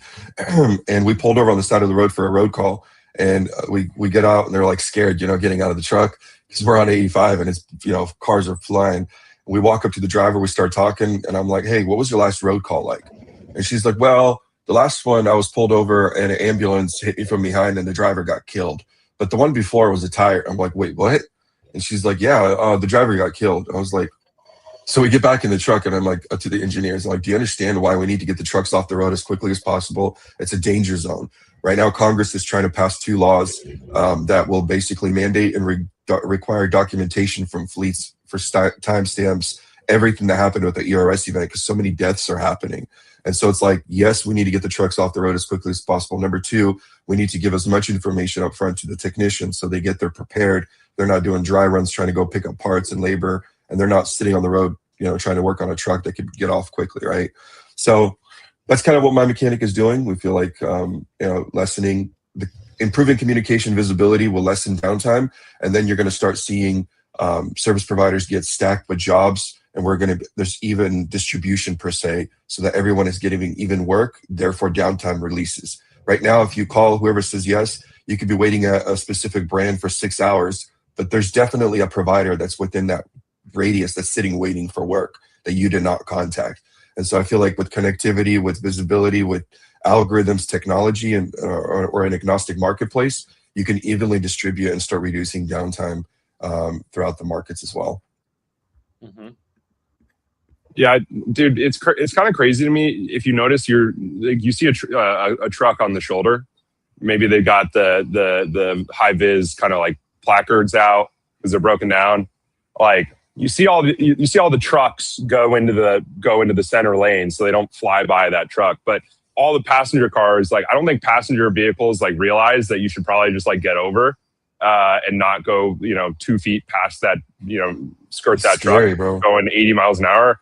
I mean, it isn't like incredibly dangerous for sure. There are so many towing drivers that get killed every year. It's sad, man. I mean, when I was starting the company, I was actually pulling over on the side of the interstate to talk to drivers. Like, how long have you been here? What is your flow like? My wife would be screaming, like, get back in the car. Because it's like, it's dangerous to be out there, And again, more information up front, I think will get these trucks off the road quicker. Alex, where does My Mechanic not work yet? Like geography, breakdown type, or scale? What's the real limitation today? I think Sicily is probably the top one. We did something different against all odds and math logic. We went nationwide rollout because our fleets are nationwide, and our fleets have those spreadsheets of network of providers that they want to continue working with. So technically, our team is onboarding providers across the states. We just now started really focusing on the West Coast.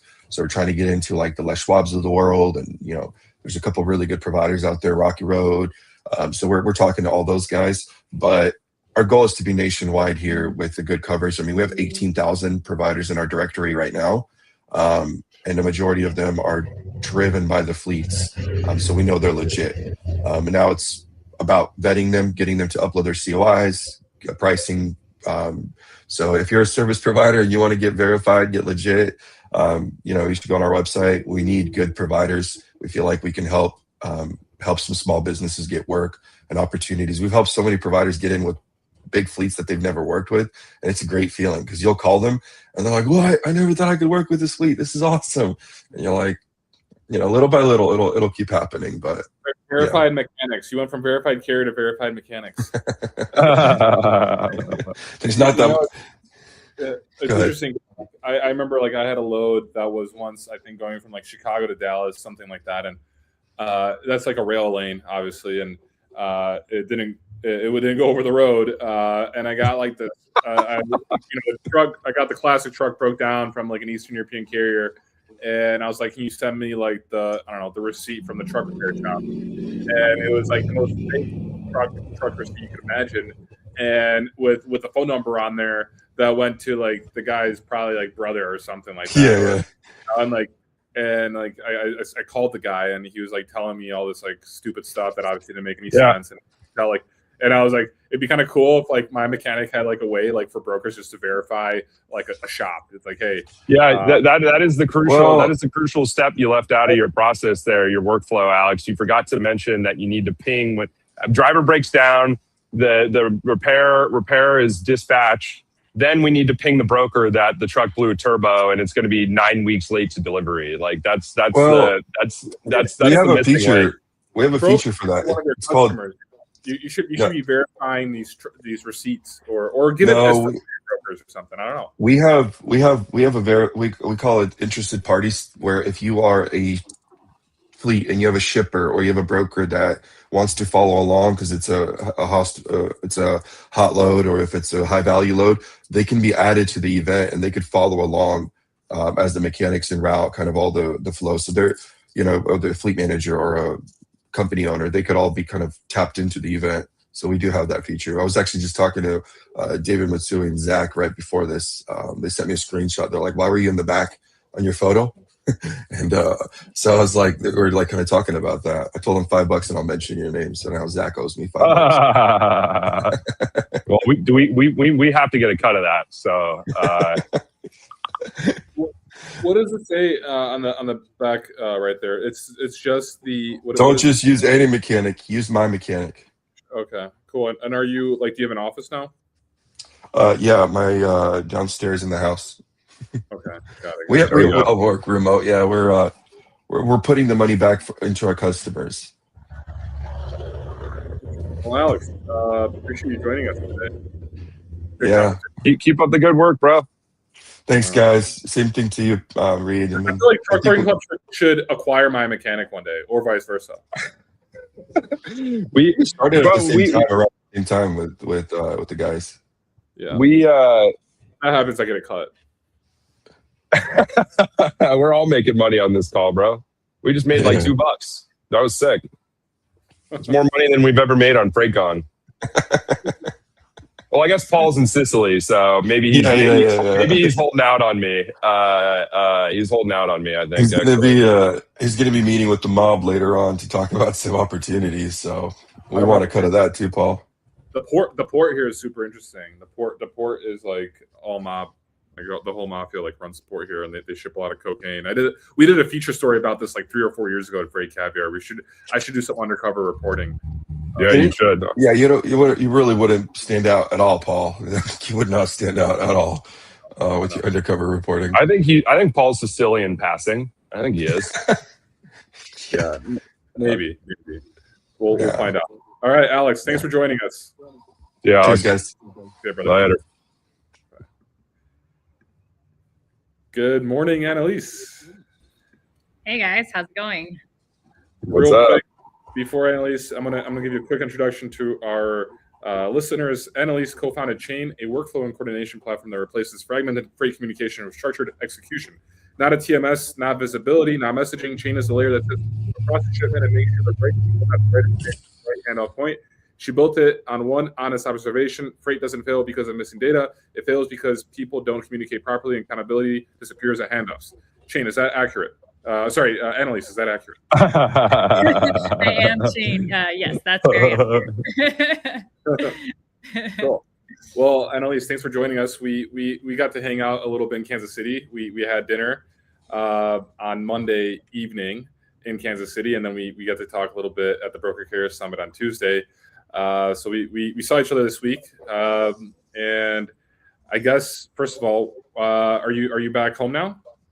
Yeah, I ended up going back home on I think it was Tuesday night. So okay, there you go. And how was Broker Carrier Summit? It was good. Yeah, it was a good show. I think it was a good chance to connect with some of the people that we're talking to. And Kansas City is just a good location in general. A lot of freight brokers over there. For sure. And you have a lot of customers out there and prospects. Yep, exactly. Yeah, very convenient. Hey, for sure. Hey, Annalise, am I making up that Chain used to have an E in it at the end? Am I making that up? It definitely never had an E. Oh, it didn't? It didn't? It did. No, it did. Oh, it did. Okay. Yeah. Okay. When did you drop the E? I think it was like maybe a year and a half ago or something, or maybe a year ago. Yeah, right around there. Yeah. Drop the E. It's clean. It's cleaner. Yeah. Just because the drivers were calling it Cheney, and it was driving me crazy. Yeah. They're like, sense. oh, the Cheney app. Like, how do I find the Cheney app? And I was like, geez, I need to get rid of this E. I actually have my Cheney app right here. I'm gonna put it on as well. I really liked. I guess Kevin brought this up to me when I saw him on Monday. That this is like kind of like the Patagonia logo in many ways. Yeah, similar it's like to it. the truckers version of it. It's got the sunset in the background. Yeah. And I really like the logo. I still have the original Cheney logo on my MacBook Air. But I think the marketing and branding that you all do, and I think a lot of it is from yourself. Like you run that in many ways. I think it was great because we were at TIA a couple weeks ago and we got to hang out with your booth, and it was definitely one of the best booths at TIA. Oh, thank you. Yeah, that was a task to put that together, but I think we wanted to just have a unique experience when people come to interact with our brand. Like, how do we make it someplace where people come and they feel welcome? They feel like it's someplace where they can hang out and they're not trying to be sold to. So that was the vision behind kind of how we went about executing it. For sure. Man, that's awesome, dude. Yeah. You did have the most aesthetic booth at. Oh, Evan's here now. Hey, what's up? I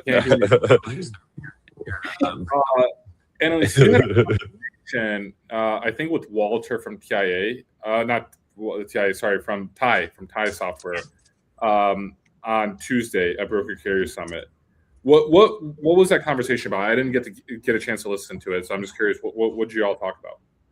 Yeah, it was a good talk. So the topic was, how the hell do I use AI? Even with AI progressing so fast, I think a lot of folks have trouble figuring out, how do I integrate it with my current workflow? How do I go about evaluating vendors? How do I know if like a pilot is successful? So we kind of brushed on some of those topics. But I think some of the key things that we talked about, and we wanted people to go home with something actionable. So one of the key things that I was mentioning is that freight brokers should just be using AI in general. Like, forget any vendor. Like, you should be using Claude. You should experiment. If there's some problem that you've been trying to solve internally, you should experiment with Claude code, see if you can get something live. Even if you don't get it to production, even if you don't get people using it, it gives you so much of a better idea on how you can implement it for yourselves and like what the capabilities are, versus just relying on somebody else for that knowledge. So that was the gist of it. Okay. That's good advice. I'm curious. I've actually wondered for a while now if there's any like, sales rep or like operations rep out there that's like vibe coded their own tools. Yeah. I don't know of any, but I'm there has to be some. You know what I mean? There has to be some, for sure. Like, I know some brokers that are using it here and there, but I have not, like, mainly they're using chat. Nobody's using Claude code as far as I know. So I think that's kind of the next step of where you'll see brokers start using AI. So like, I guess let's get deeper into this, because I think this is a topic that's very interesting and relevant. I'm a broker. Let's say I don't know. Let's say we have 10 carrier sales reps, 10 customer sales reps. We do maybe we do like 20 million in top line revenue. Like, what would your recommendation be for like, I'm running it, or like I'm gonna try to go to Claude? Like, what does that actually mean? What should I actually have Claude help us do, like, or at least try to do?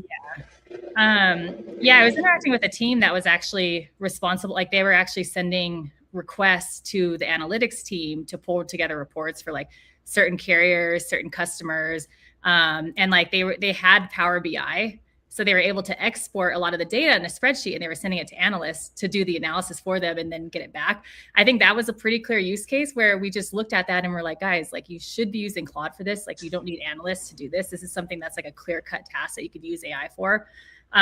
So that would be one. And then I think just like other tasks are like, people are now starting to use like custom Claude connectors. So Chain now actually connects into Claude as well. So that's a possibility that if you are a carrier sales rep, you can now start connecting it to your internal tools. You can connect it to Chain as well. So I think we're kind of curious to see how that evolves, and like, are carrier sales reps actually going to use it? Is it something that's useful to them? But I do think that the future is going towards chat, and you'll see more and more interfaces that are chat first instead of UI first. Yo, Claude, track this load. Make no mistakes. Come on. Yeah. Let's go. Yep, exactly. Yeah. Okay. So like, from an analytical standpoint, like it's a way to kind of dissect what's actually like what kind of loads you're moving, or what kind of data are you actually like sitting on. So you could clean data with Claude in many ways, and kind of have a better understanding of your business and maybe like your strengths and maybe weaknesses as well. And then tell us, Chain connects with Claude. And so let's say like I'm a customer of Chain. I have Chain. What does that actually mean more specifically? Kind of break down for us, like, I guess, how does a broker working with Chain, how does it help them in many ways? And like, how does the Claude edition like, I guess, optimize them in other ways as well? Yeah, I think some of the cool things that we're doing is like, we're making sure that when we build out the product, we build it AI first. So it's like a different way of thinking about it. So you have to think now, instead of maybe 5 years ago, everybody was talking about making sure that the product is API first. That's completely changed, where now it's like, you're thinking about, how do I make this AI first? So you have to be able to expose the tools that you typically, like, that users, which the tools are going to be actions that the users are taking. Like, for example, like, what are all my loads that are running late? Another one would be like, for this load, can you confirm the carrier's ETA? A lot of that stuff we're doing manually, but sometimes the users want to trigger that themselves as well, because they might have context as well that like they know that they should reach out to the carrier. So in that case, then they can interact with Claude if they're already using that in their workflow, and they can, query into data. They can take actions for certain loads. they can say, okay, for all of like the loads that aren't tracking, send out a request to download the app. And again, a lot of this is stuff that we do automatically on our side. But for people that want more configurability or the additional like ability to take action, it's just an easy way to be able to do it through a chat interface. Mm-hmm. So I could go into, I'm a broker using Chain. I could type into Chain, tell me all the loads they're going to miss delivery today. Yep, exactly. And now it's querying through all of that. And then you can now take action on that. Like, okay, so like for these loads, like let's reach out to the carrier, figure out what's going on. So we're trying to go more of that direction. The AI is doing a lot of stuff in the background. And for now where the user does need to step in and manage by exception, we're trying to figure out how do we also make that experience chat first and something that they can interact with easily through a chat interface versus like coming into our platform. Okay. Very interesting. I'm wondering, because Annalise, like, there's a lot of, I guess, AI vendors out there nowadays, especially in freight. I think it's an industry which a lot of AI companies are interested in attacking. And I also have seen Chain has been very successful over the last year and a half. And I'm just kind of wondering, how do you see the playing field? Because you're obviously like you're out here and you see you go to like any conference, you see a lot of AI vendors. How does Chain differentiate itself, and how do you look at like your competitors? Yeah, it's a good question. I think there's just been a lot of confusion since AI has gained popularity in freight, just because there's so many different vendors. A lot of folks are pitching the exact same thing. And a lot of folks are saying that they can do like the full gamut, like of every single thing like every single problem that a freight broker has. Like a lot of people are saying that they can solve that. I think where we've really differentiated is we've doubled down on the use case that we started with originally, and that was pre-AI. That was visibility. And I think when we first built out the visibility platform, just one of the things that drove us crazy is that like even with 100% tracking, like you still have people that are doing check calls. You still have a lot of manual work. You still have people in 100 different screens. And we wanted to solve that. So we use AI agents to solve that. And we've doubled down on that use case. And I think that's been a big differentiator in where we shine, is that we've honed in on like a use case that on the surface seems easy. When you get into the details, it's very difficult to solve, and kind of gone to market with that. And I think over time, we'll expand out to like things that are very similar. Like, okay, you tracked a load. Now, how do we get that carrier rebooked on the load? How do we show them available loads like for backhauls? Things that really tie into that same workflow, and focus on it that way. I think like folks just have to be careful when talking to AI vendors. If they're pitching a lot of different capabilities, do they actually do that? And can you talk to customer references that are actually using it for that particular use case that they're mentioning? Versus like, just people saying that they could do it. And then a lot of folks are kind of building it out as they go, versus having a product ready that's you can, deploy into production within 4 weeks. Mm-hmm. Sure. So like in many ways, like instead of going like, I guess like very like kind of shallow and wide in your offerings, you just went really deep into tracking, right, and visibility. Yeah. And now, what is the goal moving forward? Do you intend to stay in that, or do you intend on like, I guess, going and focusing on a different aspect of brokerage and like really going deep into that? Yeah, I think the way we like to think about it is like our vision since the beginning is just to be able to automate anything that touches like communication or coordination between the carrier and the broker. So we see that as like automating things from the time that you're sourcing a carrier through booking the load and tracking all the way to delivery. Our bread and butter has been the track and trace process, but we're starting to now expand out into that booking process and figure out, now that the market is starting to shift a bit, things are getting a bit tight. How do we help freight brokers to be able to work with the carriers that are in their network, be able to book loads a lot faster before they go to the load board versus just posting and praying. So yeah. What I mean, I one of my main internal criticisms of the participants in the AI knife fight is not being able to actually know which workflow they're focused on solving first. And I think that's been and that's essentially what you said, is everyone's just kind of like, oh yeah, we do it all. Like we're, omni-channel or whatever. Like we do voice, we do email, we do text, we do, carrier pigeon, smoke signals, whatever. And I think it makes a lot of sense. to hone in on a specific aspect of the transaction and get really good at that first and become known for that. But I mean, like at a certain point, once a customer of yours perhaps implements your system and, is dialed in on track and trace and all that stuff, like they get the bug and they're like, okay, like now I want to go do something in the back office, or now I want to go do XYZ thing that maybe your product supports, maybe it doesn't. I'm not sure. Like, how do you like handle those situations? Like, do you try to then scope out building out a solution for them? Or are you like, we don't do that. We're not focused on that. Like, go talk to somebody else. I assume it's maybe not that. I don't know. You tell me. Yeah, we do put in recommendations. So if we know somebody is like strong in a different area and that's not like our focus, then we will make recommendations for other AI vendors. I think like the way we think about it is like, freight is so complicated, it's impossible to solve the full gamut of problems. Like even Salesforce on the CRM side has not been able to solve like all sales. Like you would think a company that big can solve like, AI SDR problems and like making like a CRM that's AI native. Like a lot of people are manually entering in data, but they can't. So I think like folks just have to double down on something for it to be effective. So if it's something that's not within our wheelhouse, we always say like, if we have some recommendation that we make it. So yeah. It's too difficult to get into every aspect of it. Man, that sounds like you're in an AI pillow fight, not an AI knife fight, Annalise. Yeah. No, I think like, folks have to work together. Like I think like if somebody else focuses on it and does it well, then we're better off making that recommendation for the customer, and then the customer is actually getting value out of those other tools as well. And then if there's a way we can work with the other vendors, then we'll work with them if it makes sense.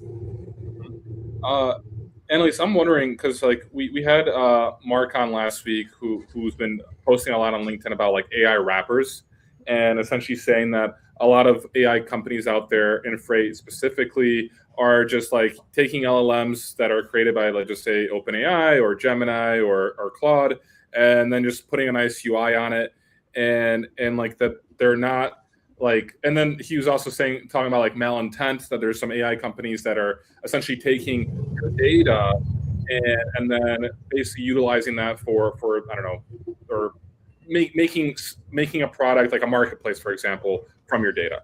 And I'm wondering like what when you hear about like, I guess this kind of like maybe somewhat backlash from others about AI wrappers, about malintent with the data, what is your take on all that? Yeah, I think the AI wrapper thing is a little bit overblown, just because like at the end of the day, there are like a handful of foundation models. So nobody can go out there and build their own foundation model. It takes like way too much capital to be able to do that. So at the end of the day, everybody is building on top of these foundation models. And you might have a model that you've customized on top of the foundation model, but at the end of the day, you can pretty much argue that anybody else, aside from the foundation models, are like wrappers. So, like, yeah, you have to like, I think where the industry is going is like, you have to build in vertical solutions that work for like specific problems that you deeply understand in certain domains, and logistics being one of them. There's other complex industries as well. But at the end of the day, everybody's going to be building on top of these tools. And I think where a lot of the domain knowledge and expertise comes in is where you can actually, where you actually differentiate from like a moat perspective. So yeah, I think like I wouldn't necessarily call people wrappers. Like at the end of the day, when you build tech, you're not going to build everything yourself. You're going to have to be able to pull in other tools. And I think the domain knowledge and the expertise and how you go about executing that is what actually makes it effective or not effective. Dude, Salesforce is just a wrapper of SQL databases, dude. Like you gotta just go get your own database and host your own servers. Don't use AWS. You don't want to wrap yourself around Jeff Bezos. Like you gotta go. Hey, better yet, go lay your own fiber lines. Like don't you can't be reliant on Comcast to serve your packets, brother. Like you got to go lay your own fiber. Like 100%. It's I mean, and at the same time, I think Mark kind of like said that at the end of the conversation, and he said like a lot of the stuff that he was kind of more against was like the companies that are out there with malintent, right? That they're like, And I think that's what he was mostly focused on. At the end of the day, his criticism was that the venture has essentially, like, all the big VCs are in Anthropic, they're in OpenAI, they have a vested interest in then going out and getting portfolio companies to spend all their money with their foundation model portfolio companies, and it's just like kind of one big pyramid scheme. Basically, is his analysis, and I was just like, I mean, perhaps there is some incentive for them to be like, oh yeah, AI vendor that I just invested in, like, you need to use the Claude models, like those are the best, right? And that is self-serving in a way, but it's just like, I don't know. Yeah, I'm not sure. I agree with like a lot of what Mark says. Like, I think there's a lot of validity to that. I think that where a lot of logistics and freight tech has gone wrong is a result of venture capital funding. Like, we firmly believe that since day one. And that's why we've been very careful in funding that we take on, is for that reason, because we've seen it go wrong so many times. Venture capitalists just absolutely do not understand logistics.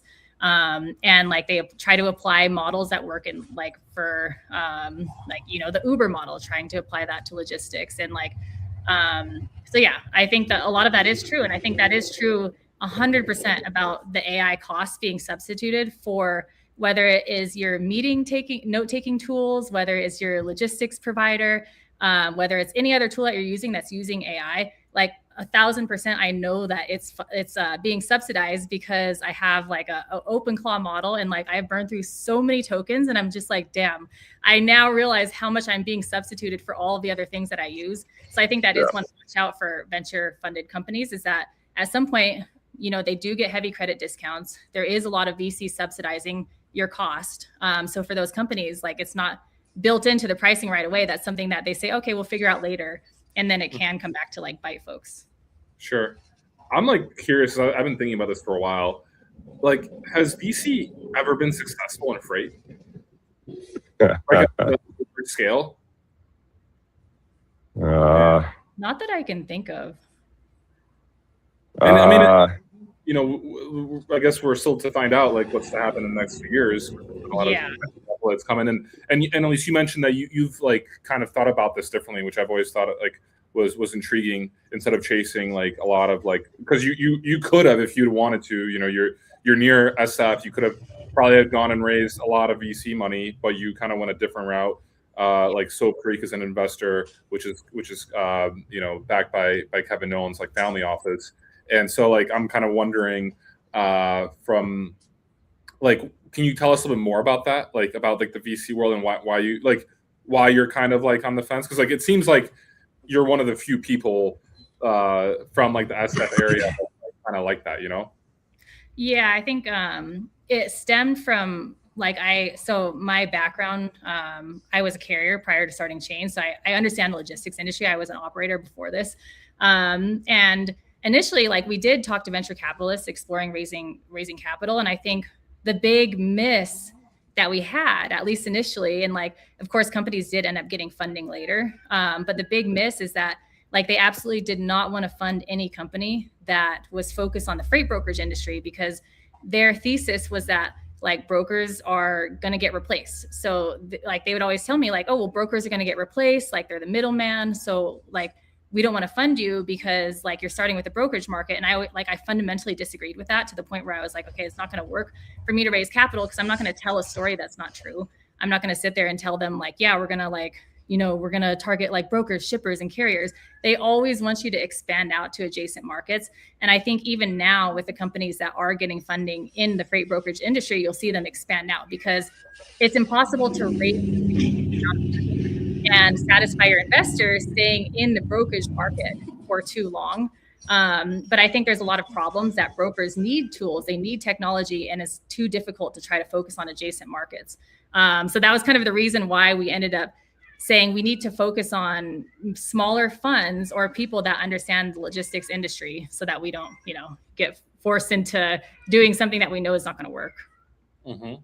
Yeah, and I really respect that, because I think that in many ways, you definitely are starting to see some of the other providers like talking about other verticals. I mean, that's mean, Yeah, you can't- and I don't know. I don't necessarily blame them. I mean, they're on the train, so to speak. You know what I mean? Like they got to do what they got to do. So if that works, if that's what they got to do, then it is what it is.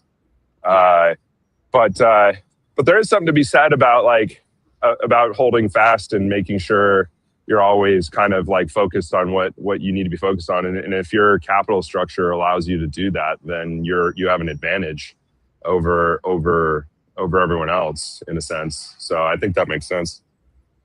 Yeah. Annalise, where do you think like all these venture backed companies are going to be in a few years? Like, I mean, do you I guess think about that at all? Yeah, I think it's interesting for sure. It could go either way. Like, I think that a lot of folks will kind of diversify the use cases because logistics is like a slow moving industry. It's harder to like grow fast. Like you can grow fast to a certain extent, but it kind of caps out at a certain point as well. It's also complex, like expanding out to adjacent verticals and then trying to keep on that growth trajectory that's needed to satisfy board investors. So I think that like over time, I do think that tools will become more general purpose, the ones that are highly funded. I think the ones that remain less funded and are able to grow more profitably will be able to focus on like on a smaller niche and a smaller TAM. But yeah, I think it'll be interesting to see how these things play out over time and to see where people end up in terms of, what they end up with from, their product, from their ICP and what they want to pitch as like what they are as a company. Sure. Yeah. And I see Chain doing it like the right way. And I like that you didn't chase the, all the money raising and you went in and you went deep into like first visibility. And I think that the TAM thing is always like, because like that's like the addressable market, right? Total addressable market, and that's what VCs always look at, right? They're like, okay, and then logistics freight brokers tend to be kind of a little bit too small for that, right? You have to capture the whole supply chain. The whole supply chain is massive, but brokerage, I'm not sure what the percentage is. Maybe you do, Annalise. Is like what percentage? It's like 30% of total loads are brokered, I think. Like, yeah. But like that's only for over the road freight, right? Because then if you go into like the global market, like freight forwarding and all that stuff, it's like really small. It's like I think it's just a couple percentage points, right, of the total addressable market. And because you say like when you hear this number, like logistics is I don't know what $1 trillion industry. Like, do you know, Annalise? there's like many different figures, like 11 trillion, 8 trillion, depending on like what people are counting in there. Yeah. I wonder how you even calculate that. Because that's like, I mean, I understand that you various data on that, but it's like you could literally just think of the number, right? Like, Reed, you could say like it's a $420 trillion industry, and then you're going to capture 1% of that, and that's something. Dude, that's all it takes, brother. Yeah. And let's do it. Yeah, and so like I mean, I really appreciate that like Chain has done it like the right way, and what I see it the right way, because it's like. It's a real like business that's profitable in the sense. Well, I'm not sure if it's profitable, but like at least it looks like that's the right way to do it, right? Versus chasing a lot of money. We need AI wrapper transparency. I think actually, like we need to start seeing the margins on all these AI companies, dude. Like nobody's talking about this. Like that would be super interesting. We need everyone has to start sharing their balance sheets. What I think would be nice from like a transparency standpoint is to have like all the AI companies that are in freight, all the vendors that are out there, and kind of like listing, okay, how much like maybe money they raise if it's public, who are their investors, what are like the terms and conditions, how are they using your data, like what are their actually like specialties, what is the like actual end goal, Like you should make that rubric, Paul. That's a Freight Caviar rubric right there. You need like the market map, and you just like list out each company, and then you go through each one of those data points. You just make a little table, and go and figure it out. That's you're the media, brother. It's your job. We are the media. I guess that's true. We can talk about it here. No, Annalise, what are you? the capabilities of the models have gotten, at least in my experience and what I read, so much better, like in the last, 6 months. Like, it's just kind of nuts how good, how capable, Claude Code is and software development in general. But like, and that's only going to probably rapidly increase. And so I'm just wondering, like, how do you think about like things you can't do now that you will be able to do soon, like just from a capability standpoint? Like, how do you think about that? Yeah, super interesting. Like it's moving so fast, and we kind of see early capabilities on the coding side. Probably, I like to say 36 months in advance of when people might see it, like on the chat side or just on the agentic AI tooling side. I think what you have to do is, and what we're doing internally is like, we are building for capabilities that are maybe like 12 to 24 months out and not releasing those. And then because we know that, okay, this might not work now, but it's going to work in 24 months. So this is something that we need to build into the product.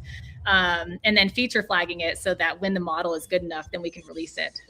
So I think it's just always about staying on top of like new model releases and seeing, okay, can I test this against my benchmarks now? Does it pass? Does it fail? Okay, if it fails, maybe on the next one. But it's a lot of fun. It's so fast. Well, Annalise, we're at time here. I appreciate you joining us. It was a pleasure to talk to you. I'm sure we'll have you back on the show soon. But in the meantime, it's the end of Freight Gong Friday for May 1st. All right. Great talking to you guys. Thanks. See you, Annalise. Bye. See you guys. Yo, Reed. Yeah. Have a Friday. Thanks for everyone for listening, and we'll be back next week. Take care. Yo, go enjoy Sicily, dude. Have a good weekend. All right. See ya. See ya.